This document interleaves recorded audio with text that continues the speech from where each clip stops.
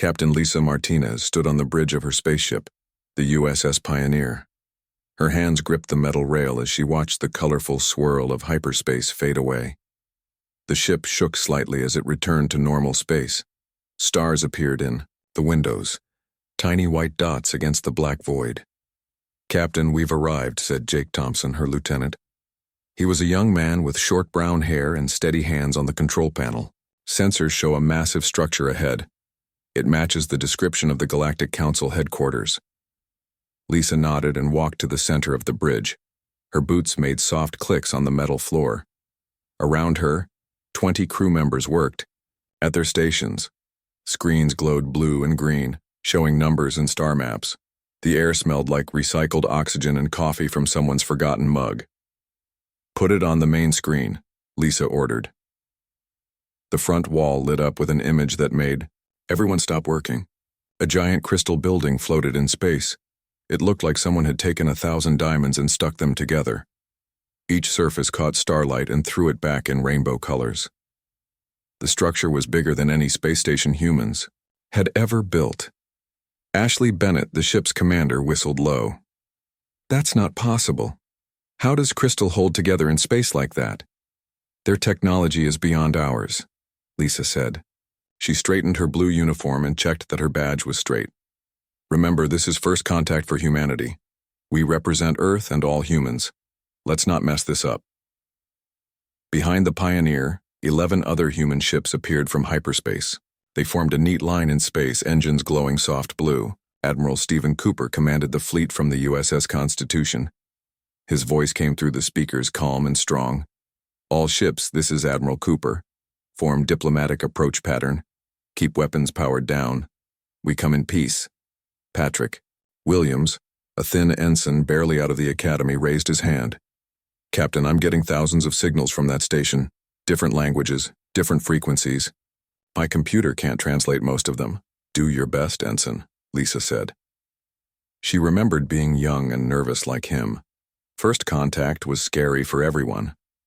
Focus on anything that sounds like a greeting. The human fleet moved slowly toward the crystal station. Lisa watched the distance counter drop. 5,000 kilometers, 4,000, 3,000. Her heart beat faster with each number. Through the clear parts of the crystal, she could see movement inside. Shapes that didn't look human floated past the walls. Some had too many arms. Others seemed to be made of light. One creature looked like a purple cloud with eyes. "Captain," Ashley said quietly, "are you seeing what I'm seeing?" "Aliens," Lisa said. The word felt strange in her mouth. Real aliens. She had trained for this moment for 10 years. Earth had known about alien life for the past 5 years, ever since human scientists picked up signals from deep space. But this was the first time humans would meet them face to face.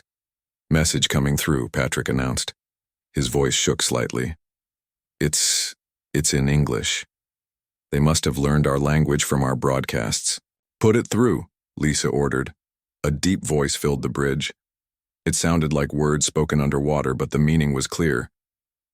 "Human vessels, you are expected. Follow the blue lights to Docking Bay 7. Prepare your diplomatic team. The Galactic Council awaits." Blue lights appeared on the crystal station, forming a path to an opening on its side. The opening was huge, big enough for all 12 human ships. Lisa took a deep breath. She touched the photo in her pocket. Her daughter, back on Earth, smiling. In their garden. She was doing this for her, for all human children who would grow up in a galaxy full of other species. "Take us in, Jake," she said. "Nice and slow. Time to meet the neighbors." The USS Pioneer moved through the opening in the crystal station. The docking bay was bigger than any sports stadium on Earth. Strange lights danced on the walls, purple, yellow, and colors that humans didn't have names for. The floor looked like liquid metal but stayed solid. Admiral Stephen Cooper's voice came through every ship's speakers. "All vessels, maintain formation, land in assigned spots. Remember your training." The 12 human ships spread out across the bay. Each ship followed glowing lines on the floor to its parking space. The Pioneer touched down with a soft thump. Through the windows, Lisa Martinez could see aliens watching from platforms high above. They looked excited, scared, or maybe both. Air, readings? Lisa asked. Danny Flores checked his screen. Oxygen levels good. Gravity slightly lighter than Earth. Temperature comfortable. They prepared this area for humans. Outside, beings of all shapes and sizes gathered near the ships. Some floated without touching the ground. Others walked on legs that bent the wrong way. A group of green creatures with 3 eyes each pointed at the human ships and made clicking sounds. "Look at them all," Patrick Williams said. His eyes were wide. "There must be 100 different species out there." Cristina Rodriguez, Earth's chief diplomat, entered the bridge. She wore a white suit with Earth's flag on her chest. Her gray hair was pulled back tight.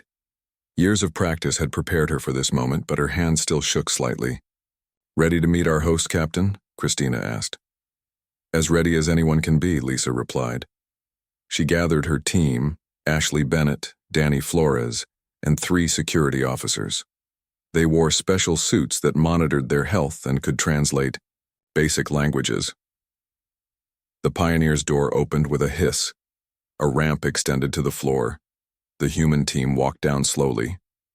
Every alien in the bay turned to watch. The clicking, buzzing, and humming of alien voices filled the air. At the bottom of the ramp, 3 aliens waited. The first looked like a giant jellyfish floating in the air. Its skin was see-through, showing organs that pulsed with light. The second had 8 arms and stood on legs like tree trunks. Its skin was rough like bark. The third alien was made of blue energy held together by some kind of force field. The jellyfish alien moved forward. When it spoke, the humans heard its words in their heads, not their ears. "Welcome, humans. I am Navigator Zix of the Luminos people. This is Builder Krex of the Octavians, and Energy Master Sarah of the Etherians." Cristina stepped forward. "I am Ambassador Cristina Rodriguez of Earth. We come seeking friendship and knowledge." Around them, more aliens pressed closer. Lisa noticed how different they all were. Some had scales, others had fur. One species looked like walking crystals. Another seemed to be made of water held in a human shape. Greg Peterson, one of the security officers, whispered to Lisa. "They're all staring at us like we're the weird ones." "To them, we are," Lisa whispered back. The Octavian named Krex made clicking sounds that turned into words. "You have traveled far. The Council has prepared quarters. For your delegation, please follow." The alien group led the humans through the bay. They passed ships that looked impossible. One seemed to be made of living wood. Another was a sphere with no visible engines. Alien crew members stopped work to watch the humans walk by. Mary Johnson, an older woman with sharp eyes, had joined them from another ship. She was Earth's first senator to meet aliens. She walked straight, but Lisa could see sweat on her forehead. They entered a tunnel made of the same crystal as the station's outer walls. Light bent strangely here, making reflections that didn't match reality. Some aliens floated past them in the tunnel, moving like they were swimming through air. Amy Miller, the youngest of the security team, kept turning her head to look at everything. "This is unreal," she muttered. "Like every sci-fi movie combined." Dream. Tunnel opened into a huge room filled with floating platforms. Aliens stood or sat or hovered on each platform. In the center, a beam of light shot up to a ceiling so high it disappeared in shadows. "The gathering hall," Zix explained. "Here, all species meet as equals." Lisa looked around at the impossible scene. They had done it. Humans had reached the stars and found they weren't alone. The real work was just beginning. The gathering hall buzzed with alien voices. Different languages mixed together like a strange symphony. Cristina Rodriguez stood tall, even though hundreds of alien eyes watched her. She had practiced this speech 1,000 times on Earth, but nothing prepared her for this moment. Navigator Zix floated closer. Its jellyfish body pulsed with soft pink light. "The welcoming ceremony will begin soon. Are you prepared, Ambassador?" "Yes," Cristina said. Her voice stayed steady. "My team is ready." More aliens entered the hall. They came in groups, each species staying with their own kind. Lisa Martinez noticed patterns in how they moved. The floating ones stayed high, the walking ones stayed low, and the energy beings kept to the middle levels. A deep bell sound rang through the hall. All the aliens became quiet. From the ceiling, a platform lowered on invisible cables. On it stood 5 beings, each from a different species. The High Council, Builder Krex whispered, his 8 arms pointed up. They lead all the species in this galaxy. The first council member was huge, like a living mountain made of crystal. Light bent around its body in strange ways. The second looked like a giant butterfly with wings made of starlight. The third was a blob of silver liquid that held a vaguely human shape. The fourth had tentacles instead of arms and skin that changed colors. The fifth was harder to see. It seemed to exist partly in this dimension and partly somewhere else. The crystal being spoke. Its voice sounded like wind chimes. Welcome, humans of Earth. We are the Galactic Council. I am Sentinel Prime of the Granidians. Each council member introduced itself. The butterfly was Luminara of the Zephyrians. The silver blob was Flux of the Morphlings. The tentacled one was Deepmind of the Aquarians. The shifting being was Phase of the Dimensionals. Christina stepped forward. I bring greetings from Earth and all humanity. We are honored to stand before you. You have achieved the great journey, Luminara said. Her wings sparkled. You broke free from your world's gravity. You conquered the distances between stars. This is no small thing. Danny Flores shifted his weight. Something felt odd about how the aliens acted. They seemed nervous, like they were afraid of something. He caught Lisa's eye and saw she noticed it too. Sentinel Prime continued. Before we proceed, we must ask, are all your delegation members here? Is this how humans naturally appear? The question seemed strange. Christina paused before answering. Yes, this is our natural form.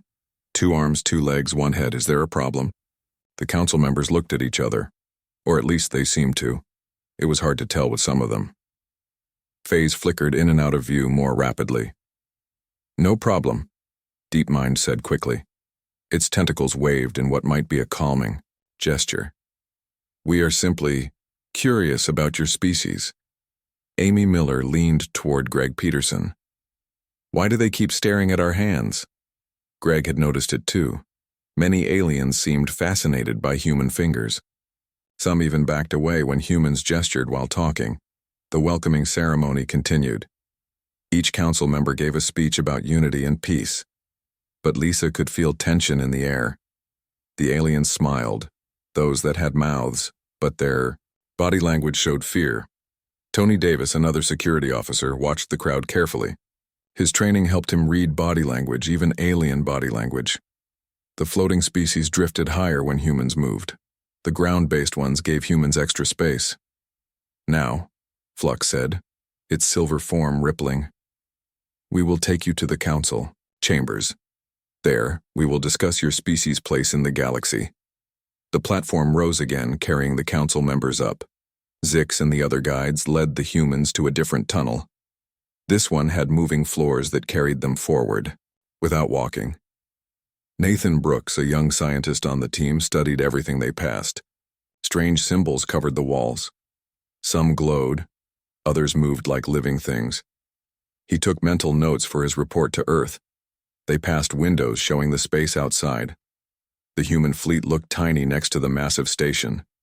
Earth ships were simple metal and ceramic. The alien vessels were works of art. One looked like frozen music, another like a poem written in light. Katie Lewis walked beside Lisa. Captain, have you noticed how they act around us? Like we might bite, Lisa replied quietly. Exactly. But why? We're the primitive ones here. Our ships, our technology, we're nothing compared to them. Lisa had no answer, but she intended to find out. The council chamber was a perfect sphere. The walls curved up and around, meeting at a point high above. There was no floor or ceiling, just a continuous surface covered in soft, glowing patterns. Gravity worked differently here. Each species floated at their preferred height. Mary Johnson felt her stomach flip as the anti-gravity platform lifted, her up. She gripped the invisible railings and tried not to look down. Around her, aliens floated like fish in a giant bowl. Some spun slowly, others hung upside down. The human delegation clustered together on their platforms, looking small, in the vast space. Sentinel Prime's crystal form floated in the center. Light passed through its body and painted rainbows on the walls. Let us begin. The Galactic Council recognizes Earth's petition for membership. A hologram appeared between them. Earth, blue and green and beautiful. Then more images. Humans, building rockets, the first moon landing. The Mars colony, the first hyperspace jump. The aliens watched in silence. Your species has achieved much, Luminara said. Her butterfly wings moved slowly. But we must discuss certain concerns. Cristina Rodriguez straightened her back. What concerns? The council members exchanged looks again. That same nervous energy Lisa had noticed before. DeepMind's tentacles curled and uncurled. Its color shifted from purple to orange to green. Your planet, Faze said, flickering in and out of view. It is classified as a Category 12 death world. The humans looked at each other. Paul Martinez, an engineer, raised his hand. What's a death world? Flux's silver form rippled.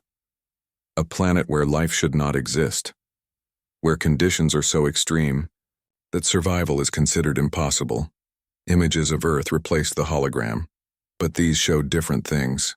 Hurricanes, earthquakes, volcanoes. Predators hunting prey, bacteria and viruses. The aliens in the chamber moved back slightly as each image appeared. Your atmosphere contains oxygen, Sentinel Prime said. A gas that causes fire and corrosion. Most species would die breathing. Kill. You have liquid water covering most of your planet, Luminara added. Dihydrogen monoxide is a universal solvent. It dissolves almost everything. Greg Peterson scratched his head. But we need water to live. Several aliens made sounds that might have been gasps. Zix floated closer to the human platform. You consume liquid poison? Regularly? It's not poison to us, Amy Miller said. She pulled out her water bottle. See? Just water. The reaction was immediate. Aliens fled to the far walls. Some covered their sensory organs. Others made sharp whistling sounds. Even the council members moved back. Please, DeepMind said, its voice shaky. Secure the toxic substance. Amy quickly put the bottle away. The aliens slowly returned to their positions, but kept more distance from the humans. Katie Lewis whispered to Nathan Brooks. They're afraid of water? Looks like it, Nathan whispered back. This is insane. The presentation continued. Each new image made the aliens more nervous.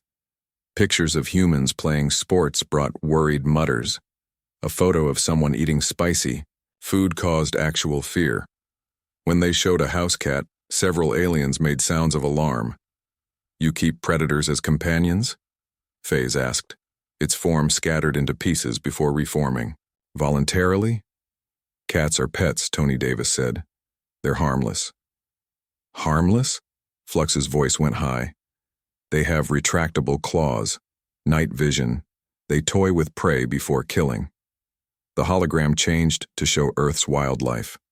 Each animal brought new reactions of fear. Sharks, bears, snakes, even squirrels seemed to terrify them.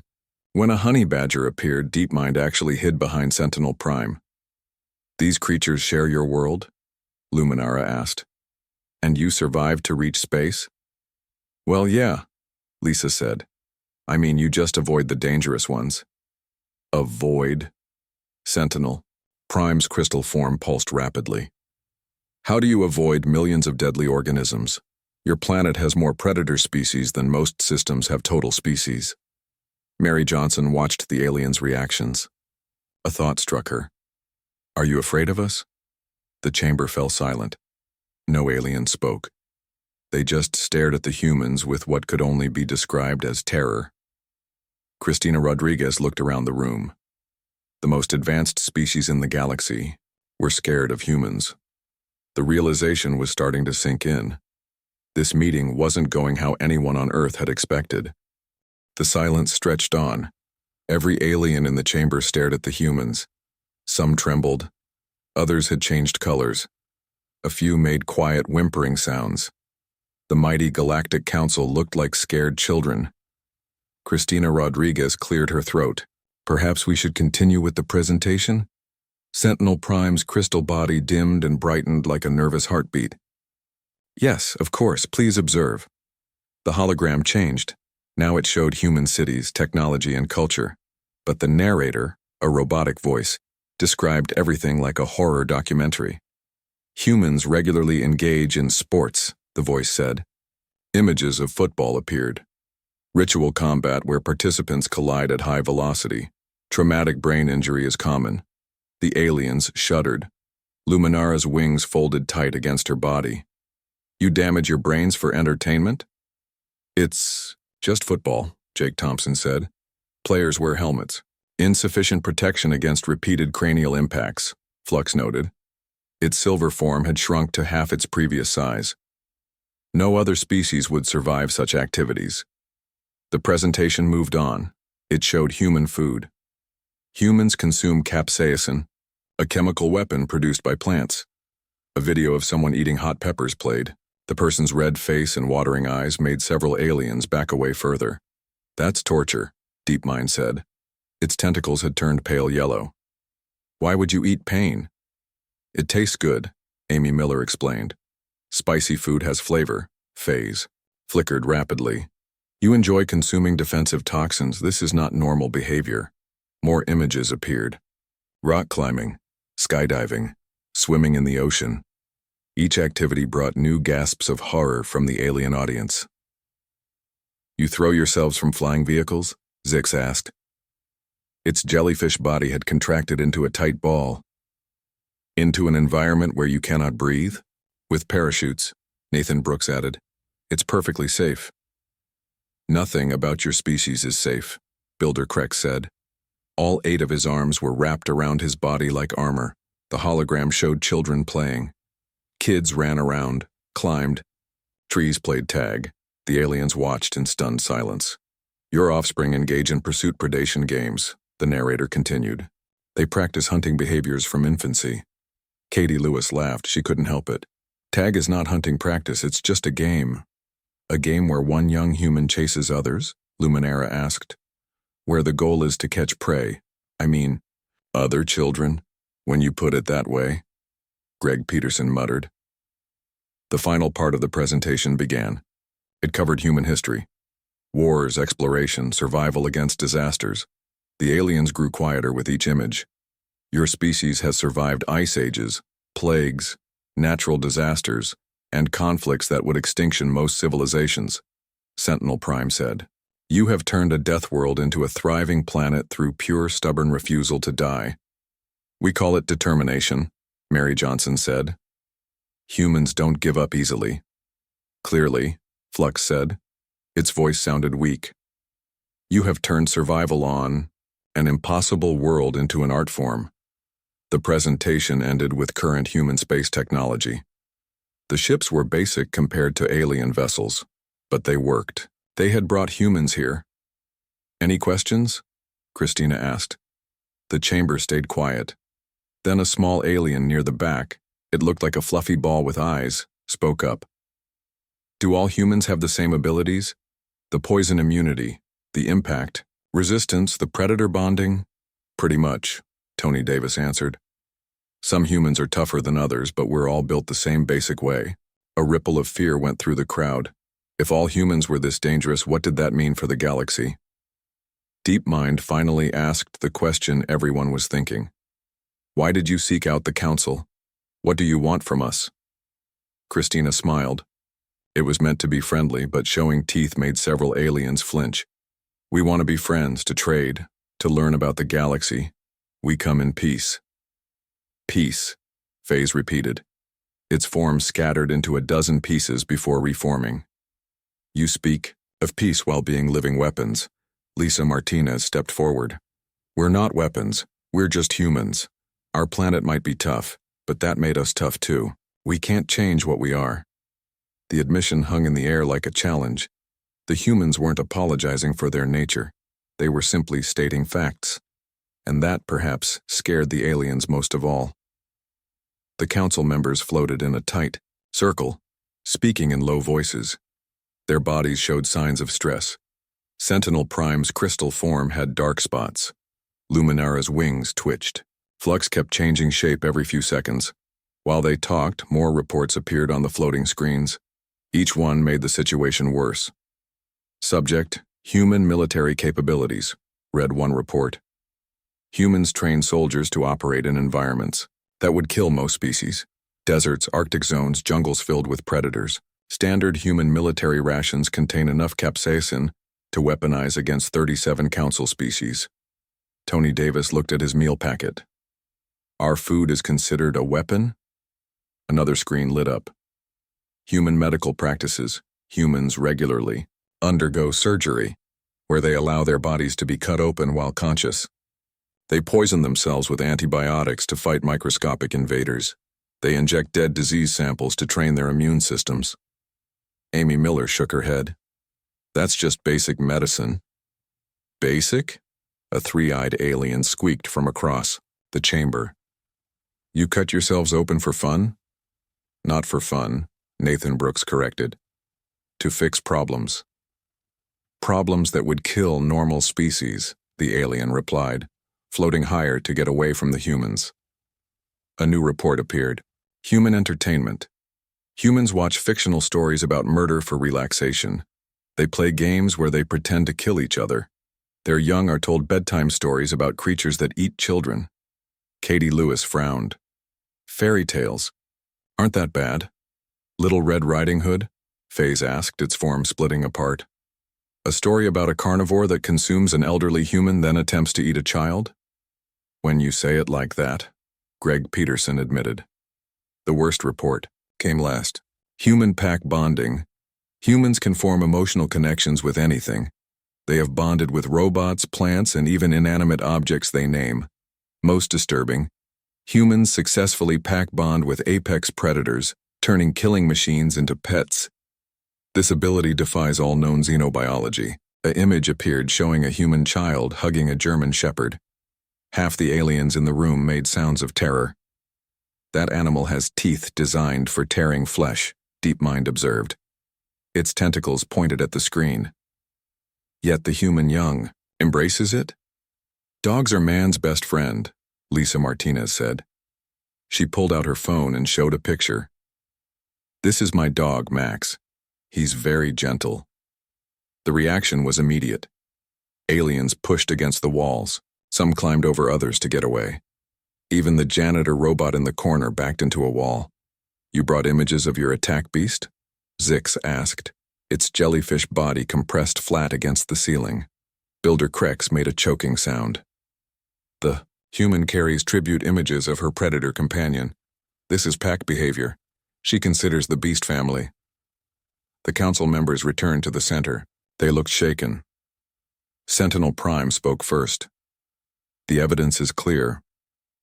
Humans are the most dangerous species we have encountered. You survive on a planet that breaks every rule of habitable worlds.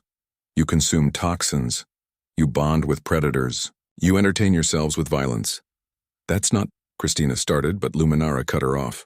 Furthermore, the butterfly being continued, you have achieved space travel using primitive chemical reactions. You reached us despite having no anti-gravity, no energy shields, no quantum drives. You succeeded through sheer, terrifying determination. Kier wobbled forward. Your young play hunting games. Your adults injure themselves for sport. Your entire species treats deadly situations as minor inconveniences. Don't forget the worst part, Faze added, flickering rapidly. They drink dihydrogen monoxide constantly. They even bathe in it. We need water to live, Mary Johnson protested. Exactly.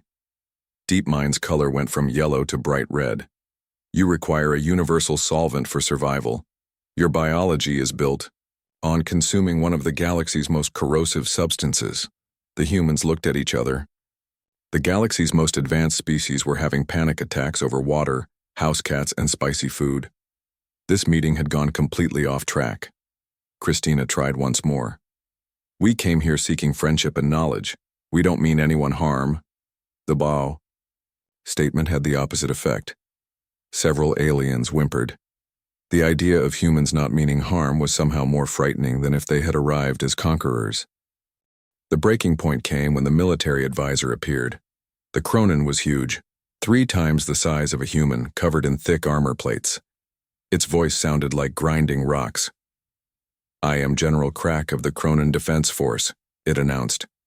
I have studied your species' combat history. Observe. A new hologram filled the chamber. It showed Earth's wildlife, but not the usual animals. This was different. Behold, General Crack said solemnly. The honey badger. The image showed a small, furry creature with white stripes. It looked harmless. Then the video started. The honey badger attacked a snake, then a lion. Then it raided a beehive while being stung hundreds of times. It just kept going, angry and unstoppable. Every alien in the room took another step back. This creature, Crack continued, voice shaking, is 30 pounds of pure rage. It attacks animals 100 times its size. It eats venomous snakes. Its skin resists sharp objects, and humans classify it as cute. Nathan Brooks couldn't hold it in. A snort escaped, just a tiny sound at first. The human finds this amusing? Crack asked, pointing an armored finger. Sorry, Nathan said, trying to keep a straight face. It's just, you're scared of honey badgers? Scared? Crack's armor plates rattled. This is a creature that fights for fun, that chooses violence as its first option. The general was cut off as the screen changed. Now it showed an emu, a large flightless bird with long legs and a dopey expression. The emu, Crack announced, dramatically. A flightless avian that defeated the human military in historical combat. That did it. Nathan Brooks burst out laughing. He tried to stop but couldn't. The sound echoed in the chamber. The Great Emu War. Crack continued, oblivious. 1932. The Australian military deployed machine guns against emus, destroying crops. The birds won. The military retreated. Katie Lewis bit her lip hard, but a giggle escaped. The giggle turned into a chuckle. Amy Miller joined in, covering her mouth with both hands. The humans find warfare with birds entertaining? Sentinel Prime asked, crystal form pulsing with alarm. It's not. Tony Davis started, then saw the next image. A platypus appeared on screen. This abomination, Crack said seriously, has the bill of a bird, lays eggs like a reptile, produces milk like a mammal, and possesses venomous spurs. Evolution on your world creates comedy monsters. Lisa Martinez lost it. The captain, who had stayed professional through everything, started laughing. Not a small laugh, a full from-the-belly laugh that brought tears to her eyes. Captain? Christina Rodriguez looked concerned, but her own lips twitched. I'm sorry, Lisa gasped between laughs. It's just, they think the platypus is a monster. The dam broke. Greg Peterson doubled over. Mary Johnson, the dignified senator, wheezed with laughter. Even Christina couldn't hold back anymore. The entire human delegation was now laughing. Some held their stomachs. Others wiped tears from their eyes. Paul Martinez had to sit down on the platform floor. The aliens watched in absolute horror. They've gone mad, Luminara whispered. The stress of space travel has broken their minds. No, Faze said, flickering wildly. This is how humans react to danger. They laugh at death. The laughter grew louder. Jake Thompson pointed at the screen, where a koala was now displayed. Drop bears, he gasped. They're afraid of koalas. This sent the humans into fresh fits of laughter. The sound filled the chamber, genuine, uncontrollable human laughter at the absurdity of it all. They find our terror amusing, DeepMind said. Tentacles drooping. They laugh at our fear of their nightmare world. Flux had shrunk to the size of a basketball. Perhaps this is a threat display, like animals showing teeth. No, Sentinel Prime said quietly. I think they genuinely find this funny. They live surrounded by horrors and think it's normal.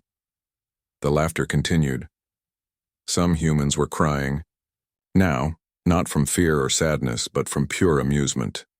They held on to each other for support, pointing at the screen where a quokka, the happiest animal on Earth, was being described as a deceptively friendly predator. The sound of human cut.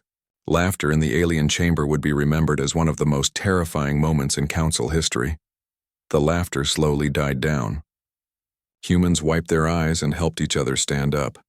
Some still had random giggles, but they tried to compose themselves. The aliens remained frozen against the walls, watching the humans like they were unpredictable predators.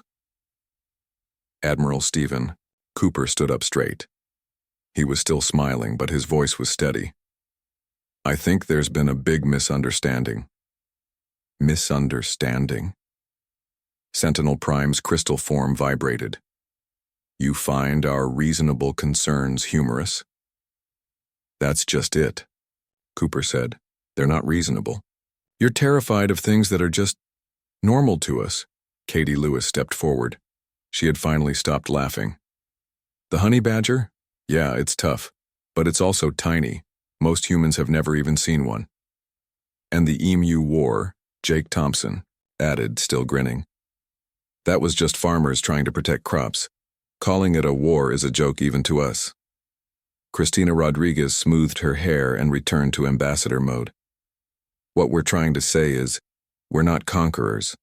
We're not warriors, we're just humans. Just humans. DeepMind's tentacles waved frantically. You say that like it's comforting. Look, Lisa Martinez said, we came here hoping to make friends, to trade, to learn about the galaxy.